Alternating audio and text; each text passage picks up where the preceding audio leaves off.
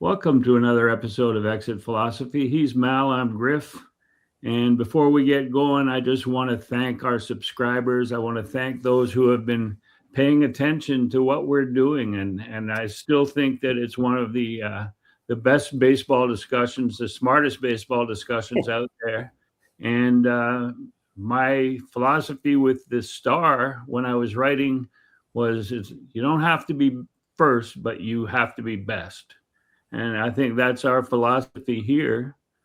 That's our exit philosophy. And our entrance philosophy. And if you are enjoying our podcast, don't forget to subscribe, leave a comment, and share with your friends. And like I said, we really appreciate the support, and we look forward to doing it for another season. So that season is coming up, and Mal, the first thing on the schedule seems to be, or the first major event seems to be the World Baseball Classic. Yeah, I can't wait.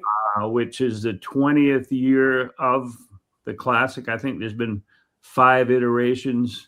And last night, as we record on Friday morning, last night, Thursday evening on MLB Network, there was a roster reveal show. And what struck me is, well, obviously how U.S.-centric the show was. Wow. But they revealed all 20 participating rosters. And did they have some reason they have a little thing that said insured or not insured? No. Well, that was one thing about it. And you tell me your opinion, but they did not mention any insurance problems. They brushed over the Puerto Rico roster, and we'll discuss that in a second. They didn't mention any issues. What's your opinion on like that? Wasn't that a big part of the equation? I just don't understand how this happens at this stage. I mean, you got to have your ducks in a row, and I'm just not sure why all of a sudden this is a problem. I guess salaries obviously are, they grow and they grow, but this they must have encountered this in other iterations of this tournament.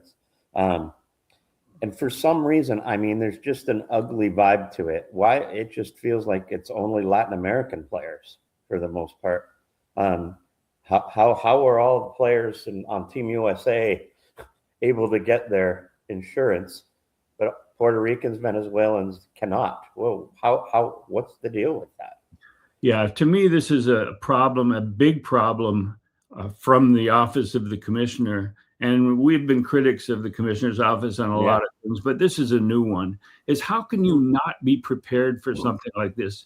And how does this affect star players in your product in Major League Baseball who can't play for their country? And it was something that either wasn't anticipated by Major League Baseball's front office, or they didn't care enough. I mean, as long as the American players can play. And you look at some of the stipulations that they're pointing out, that if you've been on the 60-day IL, it's difficult to insure. 37-year-old and older, you can't be insured.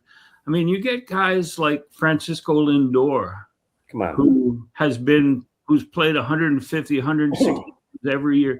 You get Jose Barrios, and if you'll notice, we're talking one country in particular, or one team, which is Team Puerto Rico. Jose Barrios has taken the ball every 5 days for 8 years, and he's 31 years old. Right. And he can't get insured because the Blue Jays didn't want him in the rotation, so they gave him, they took him out of the rotation, and there's a mysterious injury to his right arm that kept him out of the first 2 rounds of the playoffs, and now he can't pitch for his country because of that after 8 years of being sickeningly healthy. But Byron Buxton is fine. Yeah, right. Yeah, that's permanently injured. It's really a black eye for the commissioner's office that they didn't anticipate, that they weren't ready. I could see the money that's now being paid as compared to 2006 when the tournament started. I could see the difference, but that could have been anticipated by the commissioner and the people who run this tournament. is, hey, we better make sure that with all this money out there, that we can have the best players playing. It's an infomercial for the game. It's why you do this tournament. It's an infomercial for baseball. It's to elevate the product across the globe, and it's one of their big initiatives, Major League Baseball. So you have to make sure everybody's available. You need all those players eligible. So Major League Baseball needed to figure it out, and they've dropped the ball because it's too late. It's too late. Yeah, if I was a smart Major League team, because you're at spring training or you're at the World Baseball Classic, and right. Clearly the WBC is more intense, and it's you've ramped up earlier in your spring training to be able to participate. But as soon as this issue came up, if I was the Blue Jays, I would have said, hey, Jose, we will insure your contract. You go play, because we know how much it means to you. You do that with all the players that are exceptions on your own roster, and that's a global ad for playing in Toronto or playing whatever team is missing multiple players.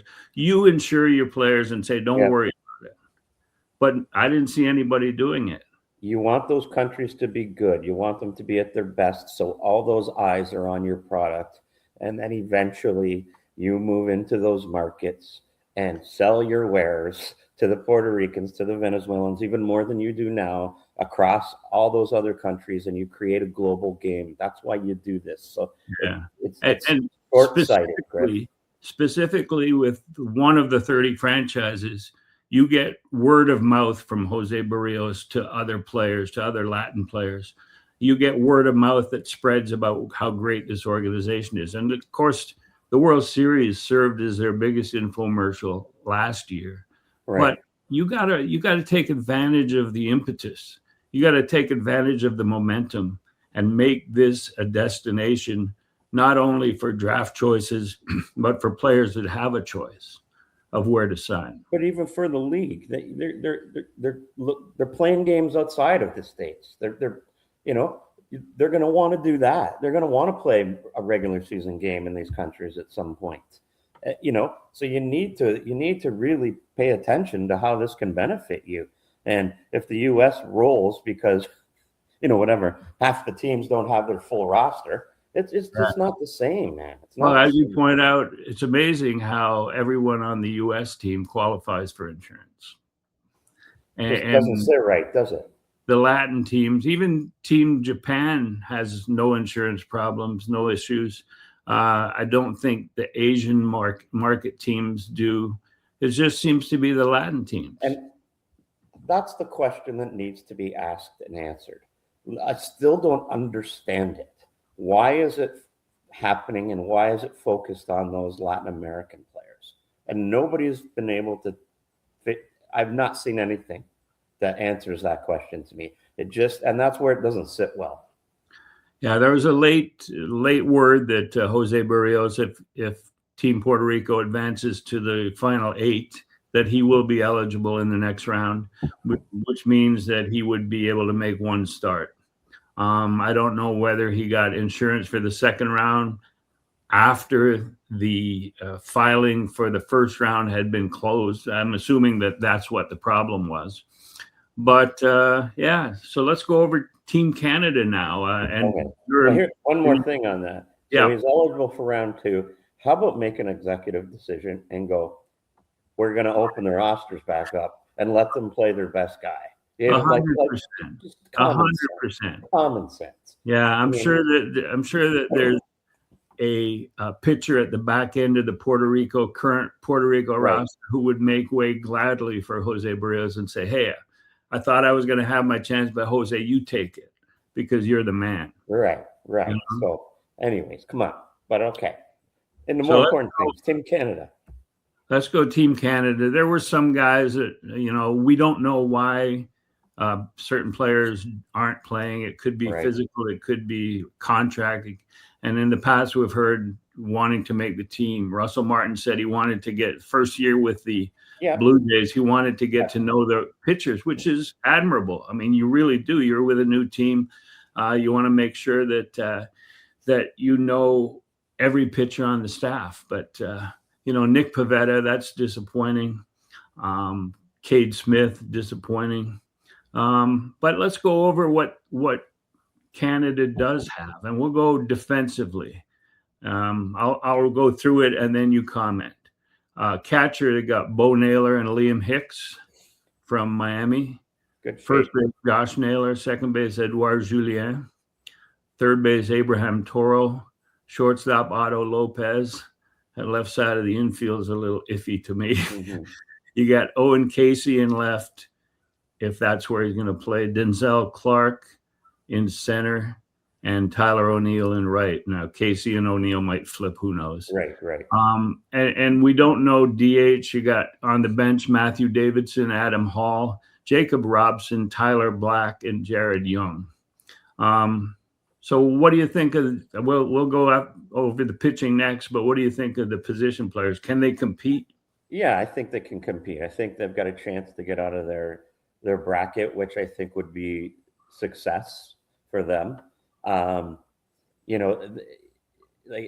left side of the infield, like I said, is not great, but they've got major league experience there.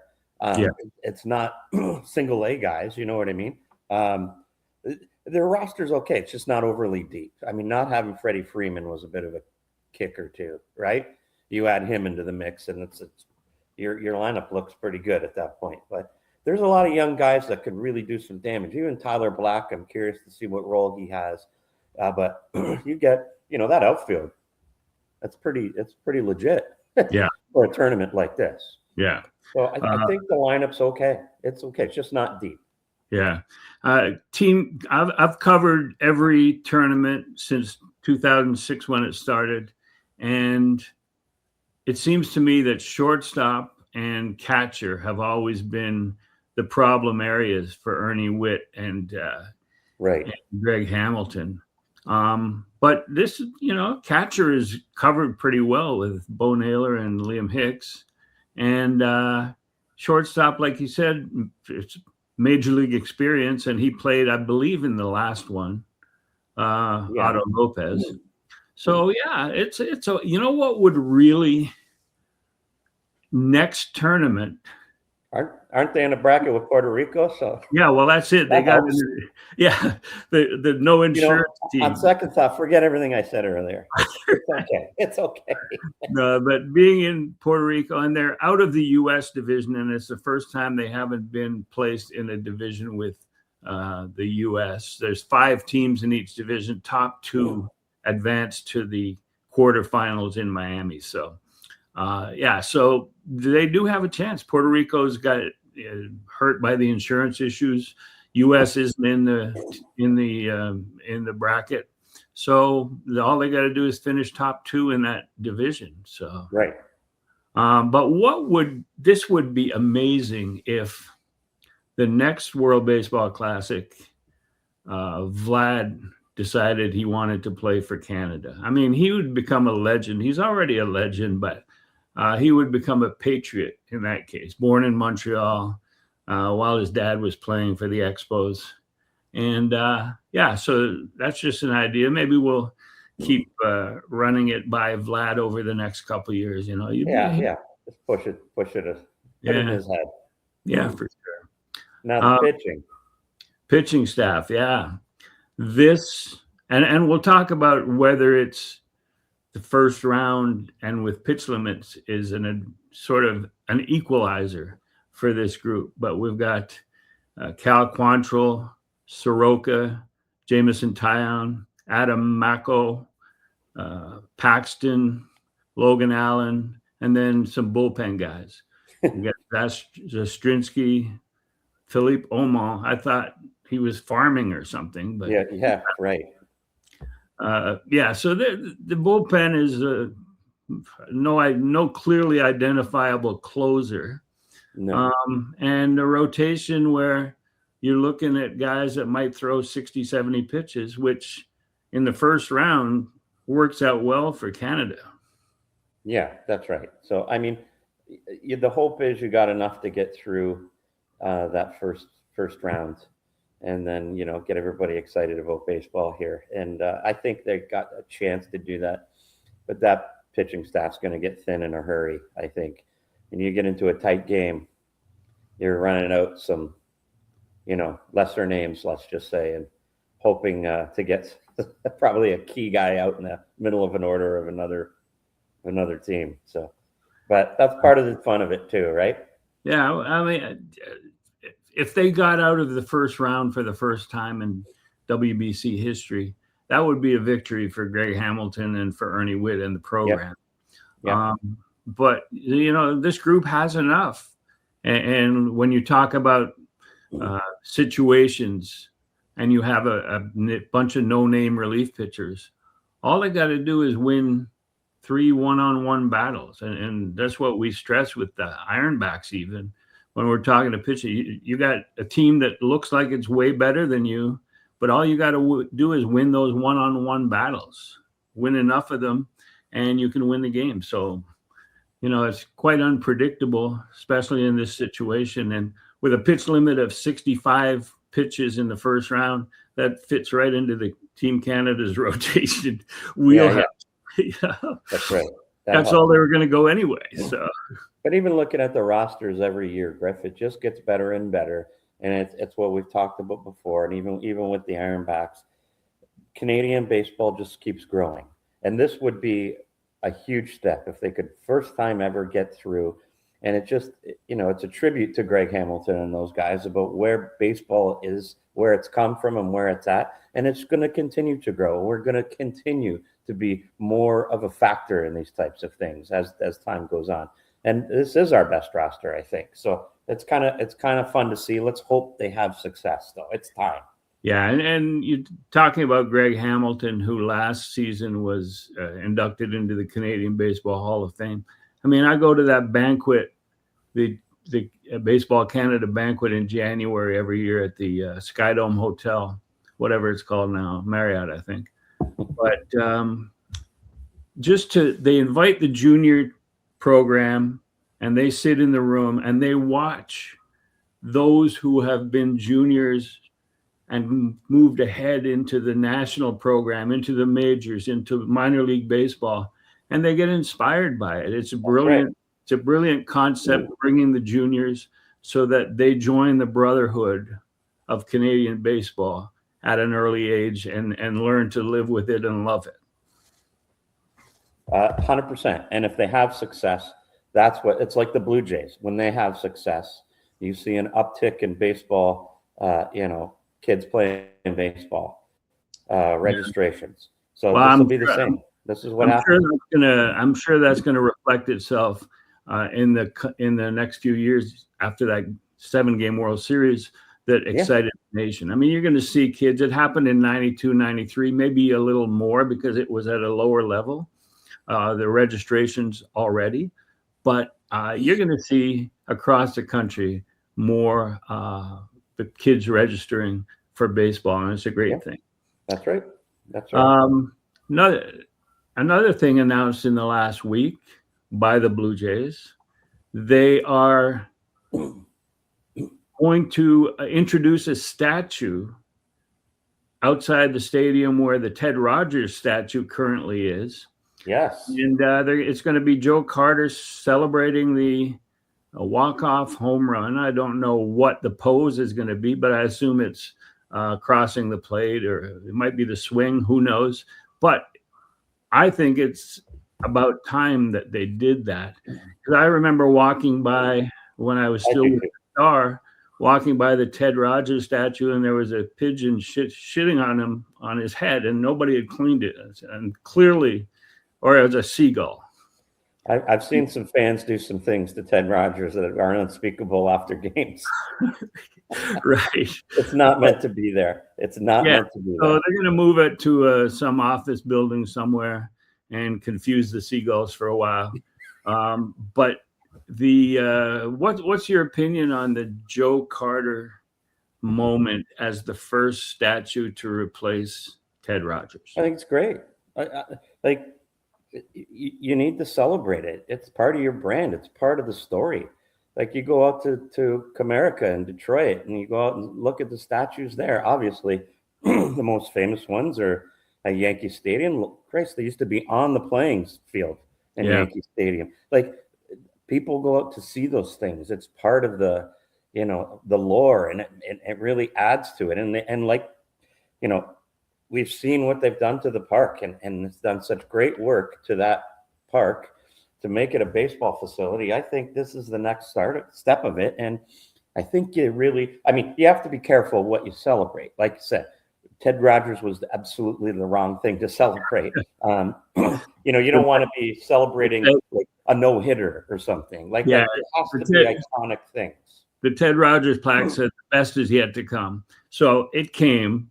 He was right. So, yeah. But you go to Fenway Park, and there's as soon as you get out of the cab, Ted Williams is staring you in the face. He's got a couple of kids with him, and he's the icon there. Right. You go to the Comerica Park, and I always check my batteries when I walk by because it's an alkaline statue. Oh Lord. Sorry, I had to. It's a great alkaline statue. I apologize to everybody. But it's a lovely statue. If they're say they're going to expand that statue concept outside Rogers Center, what would be, and I'm in favor of moments, and the Joe Carter home run is a moment. It's not about Joe. It's not saying Joe Carter is the best player in the history of the Blue Jays, but it's that moment.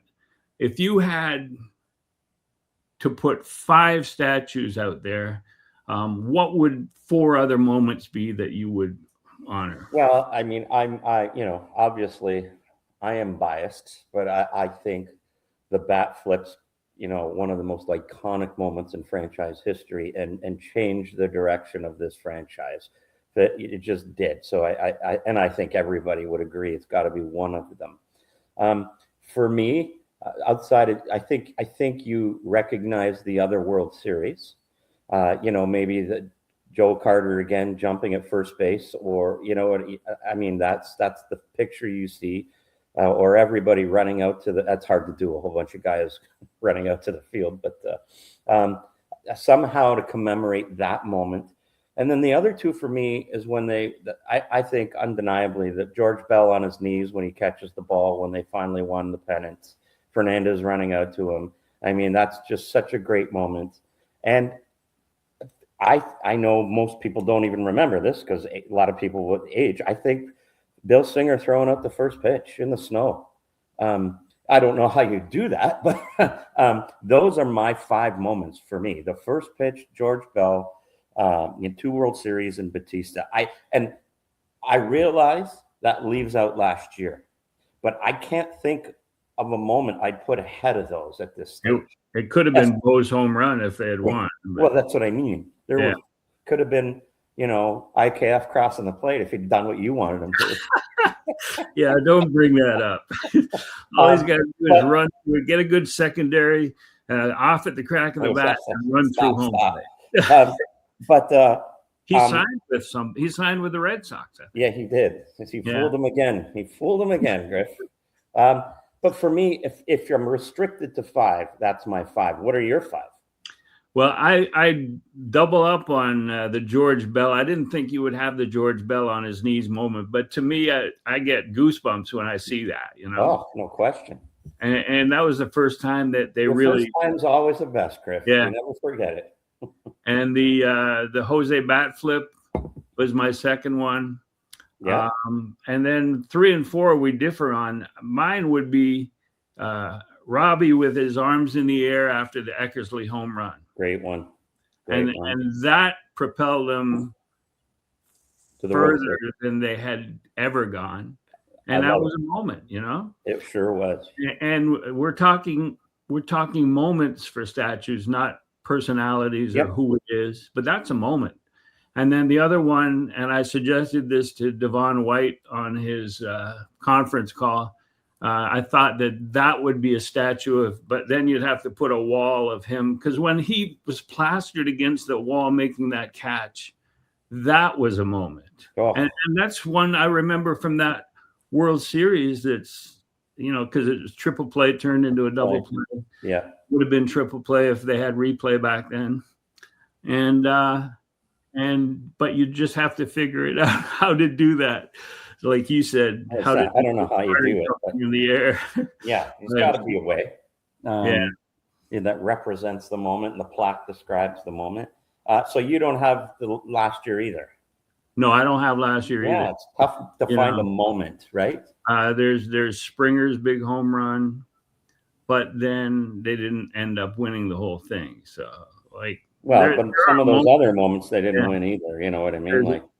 There's Barger's home run, but they're not as memorable as the 5 that you talk about and that I talk about. So, but George Bell would definitely be there.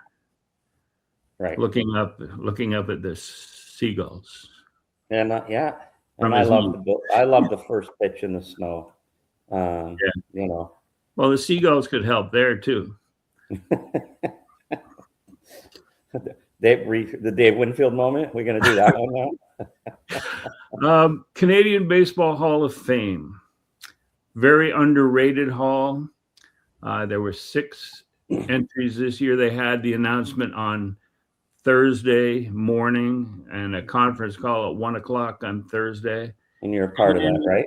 Yeah. I was on the voting committee, but I was also on the conference call.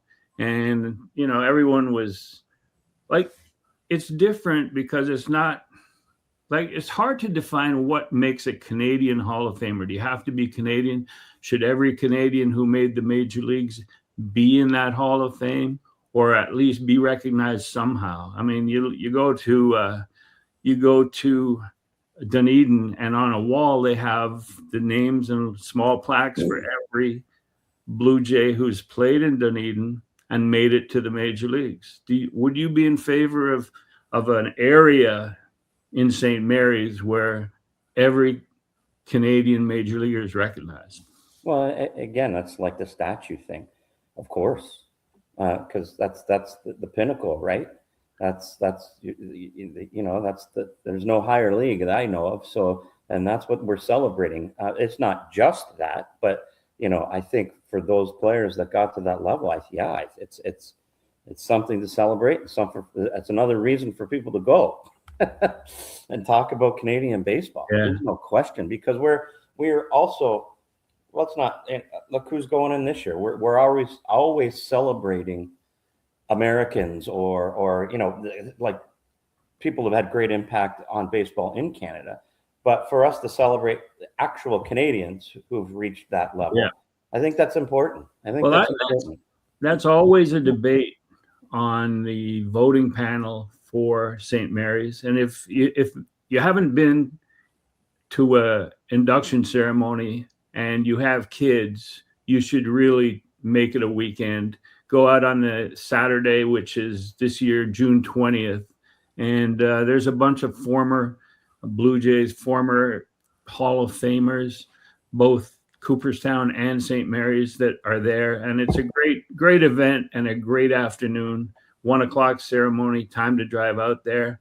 So if you haven't been, you should go. This year it is Canadian Stubby Clapp, American Devon White, sort of hybrid Bill Stoneman, and I'll talk about that. Right. Jim Baba, who passed away this summer, but he had such an impact. He was going in the next couple of years anyway because of what he's done. And Jim Baba is perfect representation of Canadian baseball because he's from the middle of the country. Yeah, he's not like an Eastern elite Ontario guy that sort of has been schmoozing his whole life. Jim Baba is an important part of Canadian baseball history and what we're talking about with the junior programs and the senior programs and Ernie Witt and Greg Hamilton. And so he's in there. Canadian. Kate Pasota, who is an iconic member of the women's Canadian baseball program. Paul Runge, born in St. Okay. Catharines. Yeah. And a major league umpire for like 35, 40 years. I remember being mad at him many, many times when I was with the Expos. That's right. But He was behind the plate for Charlie Lee's no-hitter, which was the second game of a doubleheader. So that was brought up on the conference call. But Bill Stoneman he's a guy that was overlooked, but is now enshrined where he should be, because Bill Stoneman, and I'll go back to, he was teammate with Fergie Jenkins in '68 with the Cubs, was drafted in the expansion draft, and like 7 days into the season in 1969 threw a no-hitter. First no-hitter out. No, it was at Connie Mack Stadium. Threw another no-hitter in 1972. Married a French-Canadian flight attendant for Air Canada. Then when he retired, he lived in Georgetown and worked in the banking industry, and he befriended like 3 or 4 NHL referees and linesmen. And he's still, every time the Angels come to town, he's now with the Angels. He was a GM of Anaheim when they won the World Series in '02. And he was originally back in baseball with the Expos in the mid-'80s to the mid-'90s.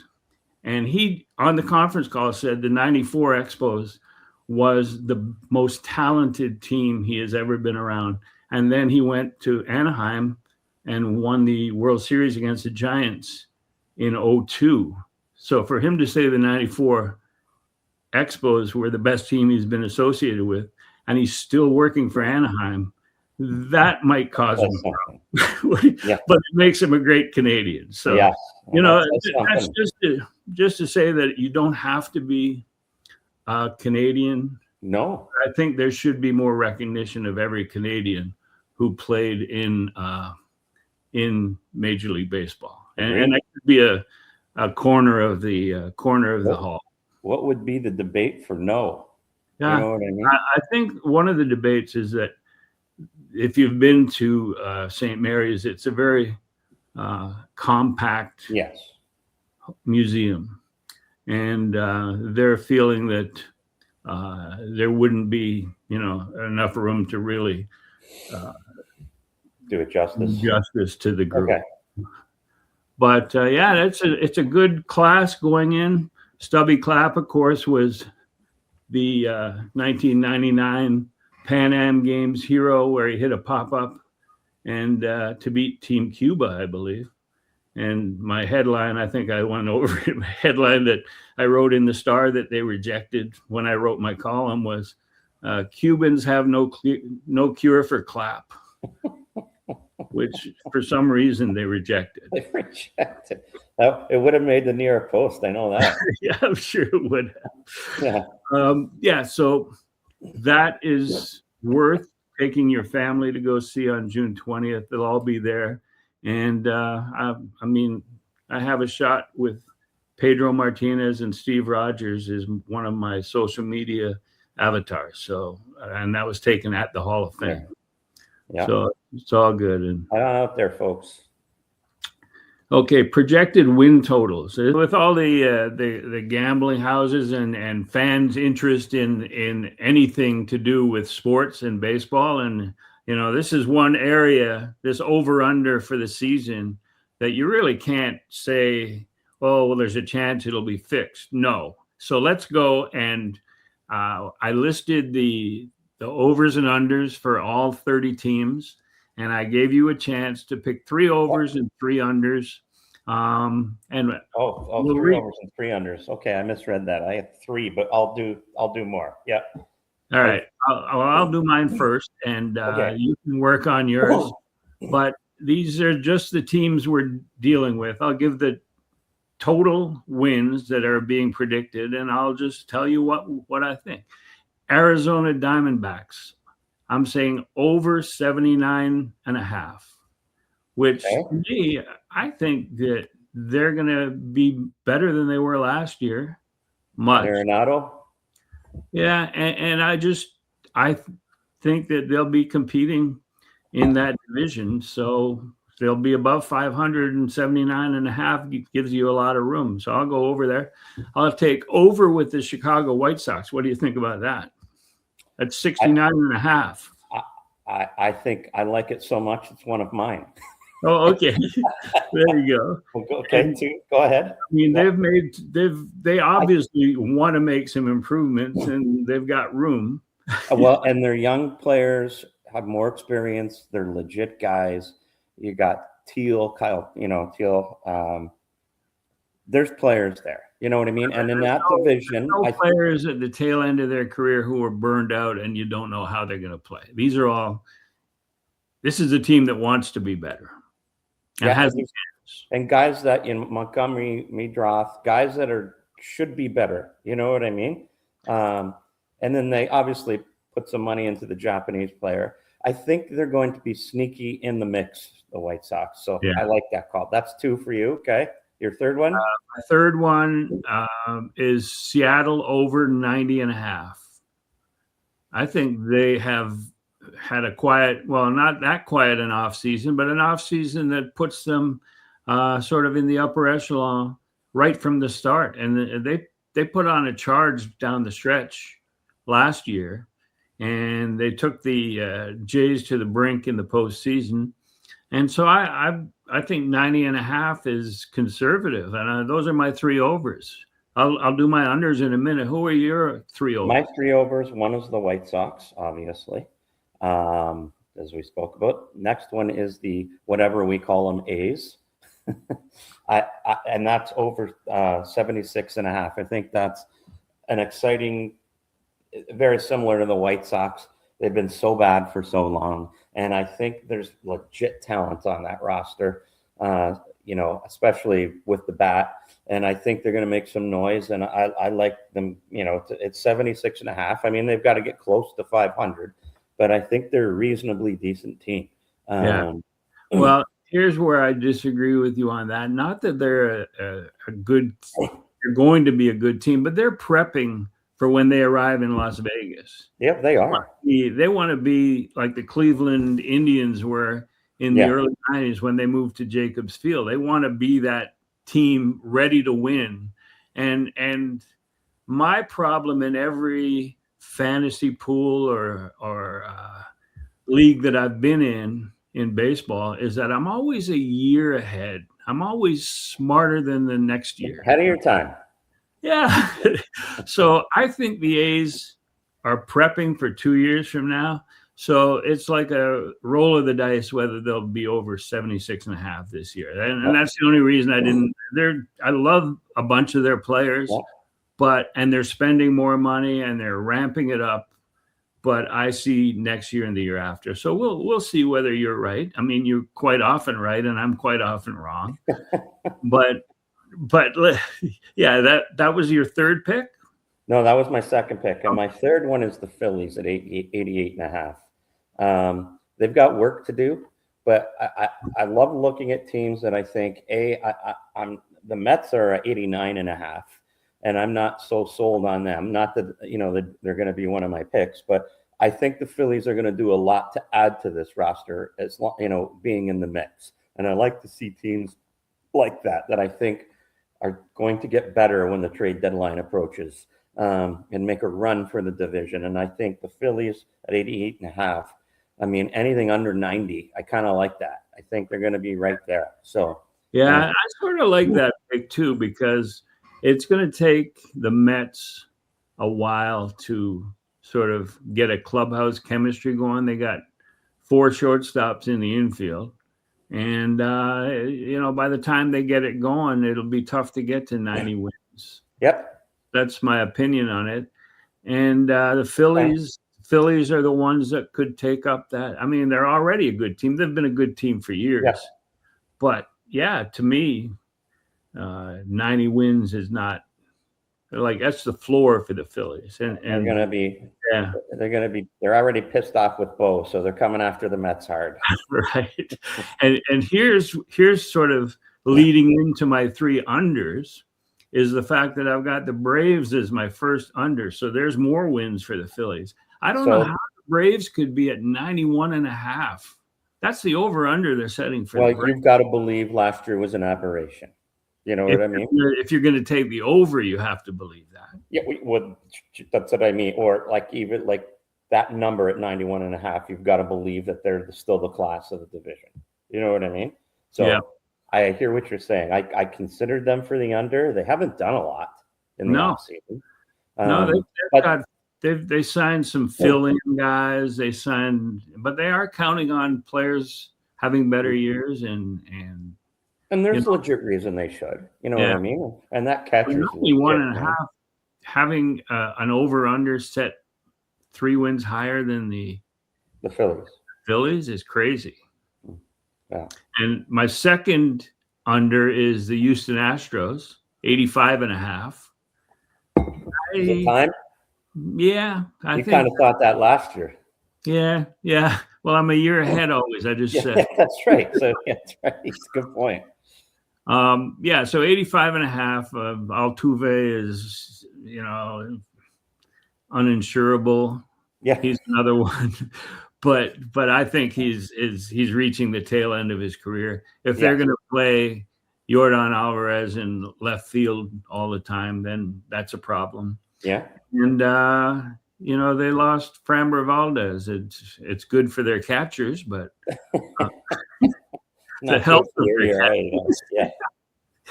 But they're my second under, and then the third one seems fairly obvious, but it's a low total, 69.5 for the St. Louis Cardinals. And we'll discuss the Cardinals in full later, but I just think that they're in a total rebuild. They won't be doing anything. They won't be doing any adding at the trade deadline. Right. They might be doing some subtracting. And so we'll talk about them in depth and closer to the end of this podcast. But who are your 3 unders? My 3, and I this one I like. I thought they overachieved again last year, but I think the Cleveland Guardians are under 79.5. I just don't think they're all that good. They're not bad by any means, but I think they've been pixie dust in their way to playoff appearances. And I think you're going to see them take their dive this year, like the way you feel about Houston. I feel that way about Cleveland. I just think they've overachieved. The second one for me is the Tampa Bay Rays at 77.5. I think that division is very good. I think every team's done a lot, and the Rays are trying to do their sneaky under the radar signings, and I don't like those signings this year. And I think it's crash and burn season if everybody just plays close to their ability in that division. And the last one again, it's posted at 79.5. I think the Pittsburgh Pirates, once again, in spite of their young talent, will find a way to sabotage their own efforts and just be a bad baseball team. And I even, there's part of me that watches them pseudo in for these free agents that they're never going to get. And I think part of that is a bit of a plan with Major League Baseball to, for the Armageddon to say, well, the Pirates are trying, but they just can't sign these guys. So we need a salary cap. Look at the Pirates. So I think they're going to be bad again. And for them to get to 80 wins, I know the division, and I know St. Louis is in it, but that's a lot. I thought last year was their big chance, and they made it very clear they had zero interest in supporting that pitching staff. And I think they're going to see a repeat of that in Pittsburgh. So those are my 3 teams: Cleveland, Pittsburgh, Rays. Well, I mean, that division, I kind of like their logic there. You got Milwaukee, the Cubs, and the Reds. Yeah, they're all good. Who are going to beat up on these guys. But, so that's pretty good. And, the full list of overs and unders is available on any of your Well, you better write these down because I want to see how well we do. Yeah. No, I'm saving this. This. And I'll just say I'm a year ahead of my time, But I like the Pirates' argument about Major League Baseball encouraging them to do the impossible and try and bid on guys who are never going to go. Never going to go there. when they're never going to actually compete. Yeah, I mean, it really helps when they sit down at the bargaining table with the Players Association and say, hey, your bottom level teams need to spend more money. They need to do this. They need to do that. And MLB can say, haven't you been watching? The Pirates are bidding on everybody. You know? They can't get them. They just can't get them. I wonder why. And I think this Paul Skeens factor, like he only pitches once every 5 days, but he has bumped their over-under total just by himself. And I know they've got a couple of decent starting pitchers with him, but the rest of the lineup and just overall over 162 games, I think that's a good call there. Yeah. There's no question. And they lost the other kid, right? Jones. Didn't he have Tommy John or a version of it? Yeah, I believe so. Another stud. So I mean, I don't know what his timeline is, but that doesn't help. Put it that way. Now we get to breaking news, and as I said, we're recording on Friday morning. But breaking news that is it's great for Buck Martinez in a certain way. He's retiring from the broadcast. He's announced his retirement. And why I'm saying it's great for Buck Martinez is that the first time he was away from the team with his illness, with his cancer, he kicked its ass and came back and did a full season. And I think that makes this retirement bittersweet for fans, but sweet for what he was able to do. No question. I mean, he's become such an icon in this market, right? I mean, he was a player with some of the original back in the early 80s with this franchise. He's seen it through every aspect of its growth, pretty much. He managed the team, and he became the voice of the team. He became the voice of Canadian baseball. He would do all the postseason, all the All-Star games. It was kind of, I think people attached themselves as that's our guy. That's Buck Martinez. He does Blue Jay games, and he's doing national television all the time in the playoffs. So, Buck's done it all. And yeah, you're right. I think him taking that leave, it even elevated his status and gave people pause and ability to reflect on what he's accomplished. So when he did come back, you appreciated him more. His status even rose a little bit higher. So, he's another guy you're going to have to recognize one day. And he's probably a guy you're going to put on that wall just for his contributions throughout this franchise's history. Obviously, he wasn't the greatest player in franchise history, certainly not the greatest manager in franchise history, but he's one of the greatest broadcasters. And all those things come together. He's had one of the greatest, he's made one of the greatest contributions to the Blue Jays over the years. And I think you're going to see his name get elevated alongside all those other legends that are on the wall one day. It's at least he's able to retire. And I respect the fact that he didn't do a final tour too, where, some people, whether you like that or not, he's going out and he's done his last game, and nothing but a hat tip for Buck. And I'm sure we're going to see him somehow, some way, right? Through the season. There's all these 50th anniversary celebrations, and Buck apparently is going to be a large part of a lot of those. He just won't be on broadcasts as the regular play-by-play or analyst, which he's filled both roles. But to me, the story of Buck Martinez is in two comebacks. One from completing a double play with a broken leg. Well, greatest play in Blue Jays history. Highlights that don't get old. You just watch it over and over and go, how the hell did this guy do that? And by the way, it was Gorman Thomas, not a tiny man. Right.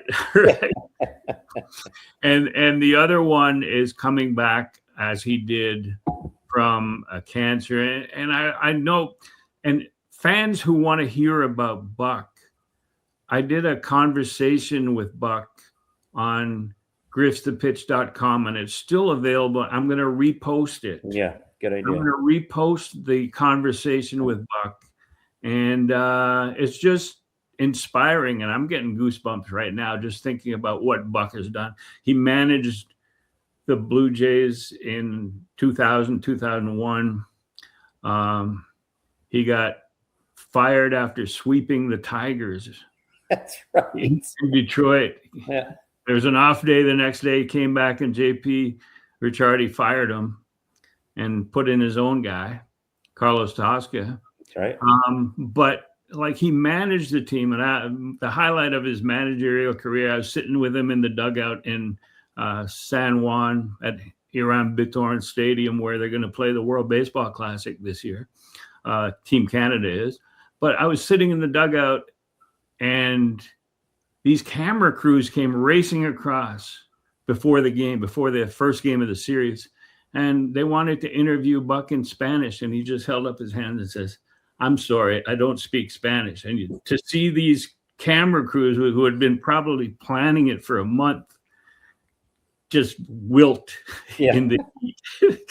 That's memorable. But really, if you get a chance to call up the conversation, I'm going to post it later this, maybe on the weekend. But what a great baseball man! What a great human being, and so empathetic towards fans and towards players. I think the first game of the spring, that the Blue Jays catchers should play the whole game without going to one knee as a tribute.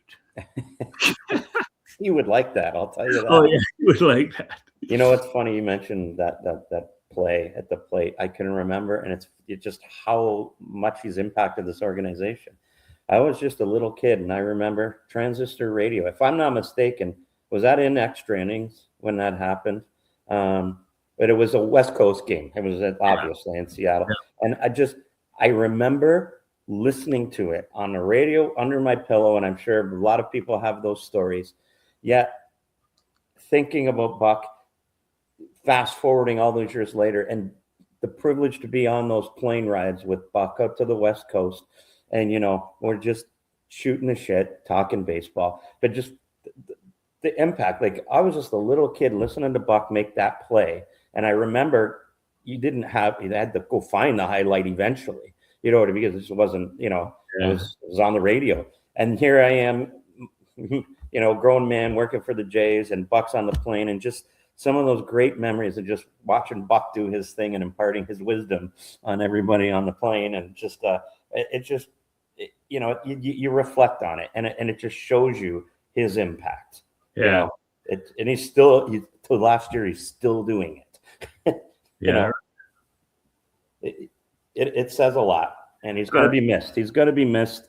But obviously, hopefully he makes some appearances along the way here. Yeah. I remember just one more Buck Martinez story. I remember my first trip as PR guy in 2019. We went to Cleveland, and there was a couple, two Blue Jay fans celebrating their marriage, and the husband was dying of terminal cancer. And so they came to a game, and Mark Shapiro asked me to take some stuff down, some signed bats and some best wishes from players. And I did that. I went down and found the booth, came back up, and was sitting down in the dining room before the game.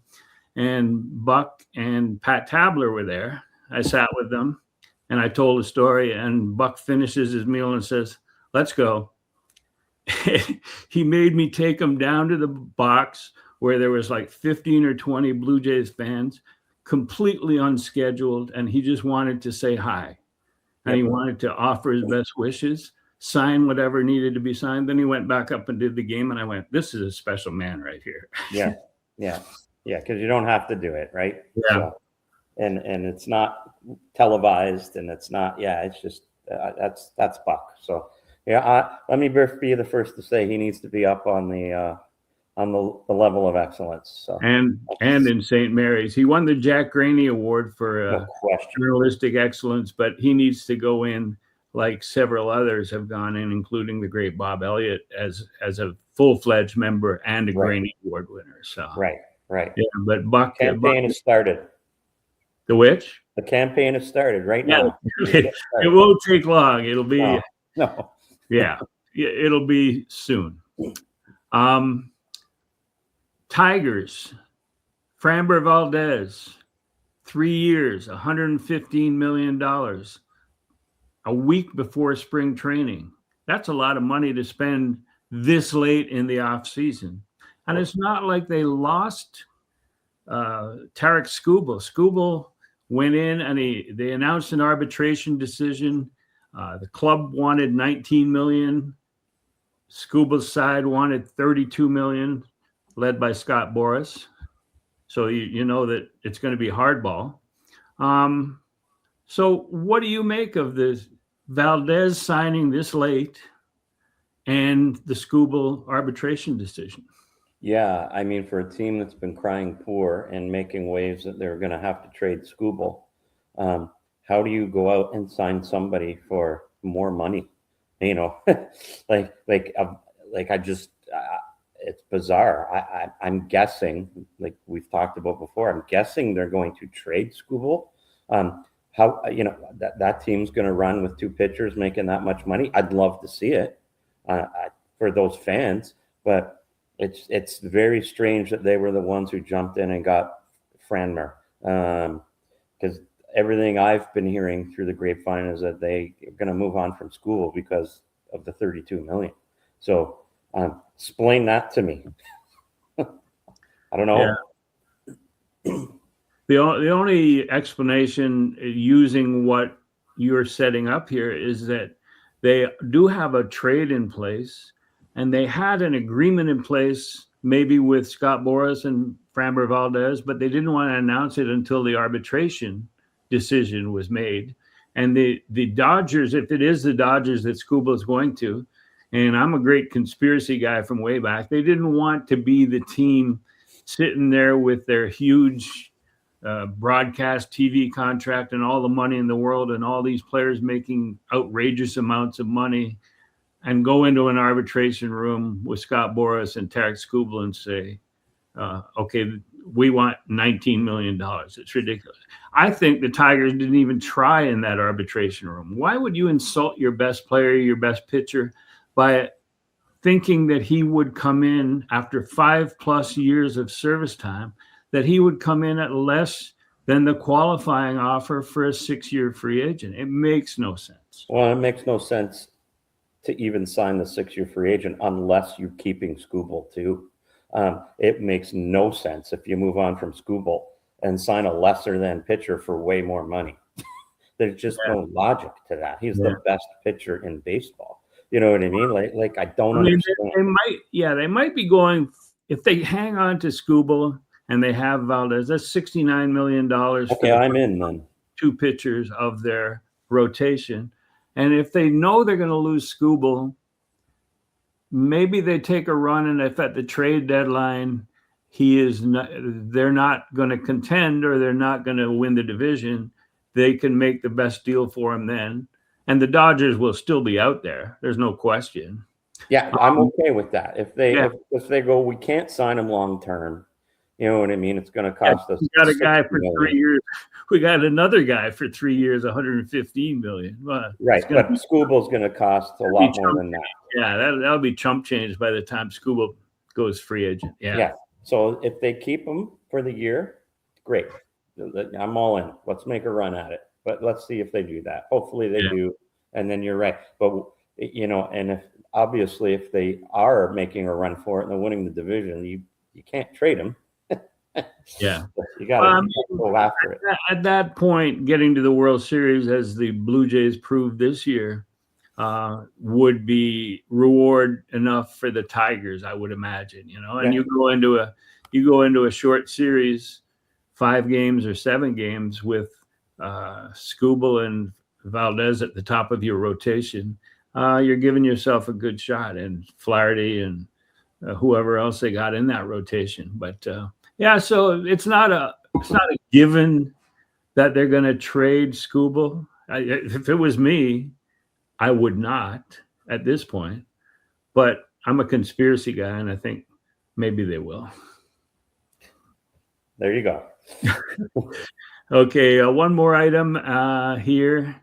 The Cardinals dismantling the team. Chaim Bloom with his Tampa Bay Rays background makes him the perfect guy to do that, because he's used to GMing a team on a budget, and he was brought in clearly to do this job. You get rid of Sonny Gray, Nolan Arenado, Brendan Donovan, Wilson Contreras, and how do you explain that? Well, their TV revenues in 2024 were $75 million from their local network. Yep. 75, then it went to 60 last year, and it's down to 20 million because they're one of the 8 teams allowing Major League Baseball to produce their broadcast. So they're only going to get $20 million in broadcast revenue. And like, this is clearly a plan to carry them into the collective bargaining agreement. I think that something needs to be done in terms of revenue sharing, not for everything necessarily, but especially the disparity between the Dodgers' unlimited broadcast revenues and MLB producing teams broadcast for 20 million. And I agree. And this is where Armageddon's coming, and you're going to be told that the only way to survive this is to cap salaries for players, instead of, they need to deal with this revenue disparity. That's a real issue. The advantage the Dodgers have is ridiculous. There's no way around it. And I'm all for, I'm the anti-salary cap guy. They've got to fix that problem. They got to fix that. The Dodgers, with the bankruptcy deal, do not have to share the largest TV contract in baseball. And you got the Cardinals. I mean, a legendary franchise like that with a $20 million. I mean, it's laughable. Like that it's an unfair playing field on that level. So I'm sure the players are focusing on that, and they should be. Fix your own house first. There's not much they can do with the Dodgers situation unless the Dodgers agree to it, because that's set in stone. And I'm sure they're not overly, excited about having to share any of that money that they get. Came out of the bankruptcy deal. But the only good thing for the Cardinals, I feel bad for those fans, but the path back in that division can be a quick one. It's not the American League East or the National League East. Well, I mean, one way to look at the disparity in broadcast revenues is that, say the Dodgers are playing the Cardinals, and for the same game, the Dodgers are getting $2 million in revenue for that game, and the Cardinals are getting like $20,000, $200,000. I mean, it doesn't seem right. They're playing the same. They're playing each other. And Major League Baseball, it behooves Major League Baseball to make the game as competitive as possible, not like the NHL where they're giving a point for going to extra innings. We don't want that. Right. No, we do not. We do not. But that will be a big part of the next collective bargaining agreement. There's no doubt. So it's going to be a beauty. We'll be discussing that at length soon enough. Baseball cannot afford an Armageddon moment, because fans are ready to, like, even in 94, it was the billionaires against the millionaires. Now it's the billionaires against the billionaires. Yeah. There will be no sympathy for either side. And I'm not confident in the leadership that's going to be solved easily. But anyways, that's for another day. So let's wrap it up now with a Super Bowl discussion. Seattle -4.5 and the over/under 45.5 points. Who do you like? I'll tell you, it's the least exciting Super Bowl I can remember since maybe that 49er game where they were 17.5 point favorites in the 80s. It just has a zero buzz feel for me. I don't know how you feel, but it's hard not to like Seattle. But I mean, anything can happen that game. I'm gonna go Seattle, and I like the under. both defenses can cause trouble here. I think Drake May's in for and I love the guy, but anytime he faced any real competition defensively, it hasn't gone all that well for him. So they've got lots of time to prepare. Vrabel's a great coach, but I'll go Seattle in the under. But it's certainly not something I'm excited about Sunday for. I mean, it's the excitement is because it's a Super Bowl, not because who's playing in the Super Bowl. Yeah. So I'll take Bad Bunny in the over. Okay. Good choice. But it's not going to sit well with some people. My belief in that, unless Bad Bunny can't get insured, yeah, like the rest of the Puerto Ricans. That's right. We got to make sure that's happening. That's right. Kid Rock is waiting. But my view of this game, and Drake May is a good. I think that Drake May will throw 2 interceptions, and Seattle is expert at punching balls out. So there'll be at least 1 fumble, 2 interceptions. Well, then New England's toast. Seattle in the first half will take a 10 to 14 point lead into halftime, and New England will spend the rest of the game trying to catch up and won't be able to do it. I think it'll be a boring game, decided early, and just stay tuned for the halftime. And after that, keep drinking. Keep drinking. That's right. Enjoy the game, folks. Yep. And Mal, go Bills. Well, he didn't even win the MVP. No. Matt Stafford won the MVP. And that's good. I like that. Yeah. That's fair. But Stafford has better receivers than Josh Allen had. Yeah, Josh didn't have any. I know. Make That's that argument. I rest my case. Yes, sir.